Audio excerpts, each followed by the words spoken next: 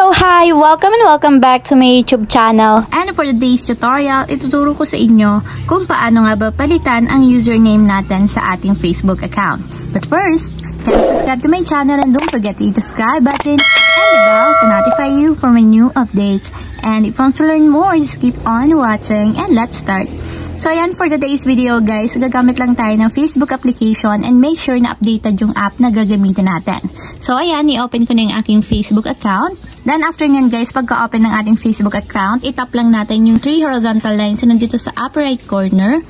So automatic nyan, mapupunta tayo sa pinakang menu. And then after nyan, itap natin yung settings button na nandito sa taas. And after nyan guys, mapupunta tayo sa settings and privacy ng ating Facebook.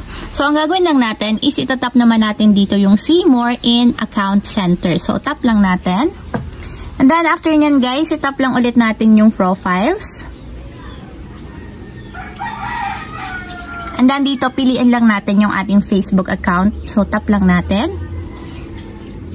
Then, after nyan guys, ito na yung profile ng ating Facebook. Itatap lang natin dito is yung username. So, ayan dito, pwede na nating baguhin yung username kung ano yung gusto nyong ipalit. So, sabi daw dito is kapag nagpalit tayo ng username, mababago din daw yung ating Facebook profile URL at facebook.com username. So, nga pala guys, kapag magpapalit tayo ng username, make sure na walang katulad yung ipapalit natin.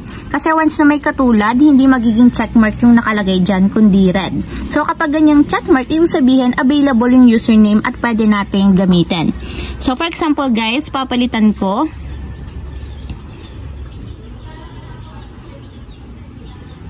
So guys, kapag ganyan at naka-X button at username is not available, hindi natin pwedeng gamitin yung username na yan. So, palitan natin ng 03. So, ayan guys, ibig sabihin kapag ganyan, okay yan at pwede natin gamitin as username natin sa Facebook. So, kapag okay na guys at napalitan nyo na yung inyong username, itap na natin yung done. So, ayun guys, napalitan na yung ating username and makikita nyo naman dito sa profile. So, ayun lang, ganun lang kasimple. Sana nakatulong sa inyo. If you have a question, can you comment down below and don't forget to hit the subscribe button and the bell to notify you for my new updates. And thank you for watching! Living life, every day, late at night, not okay.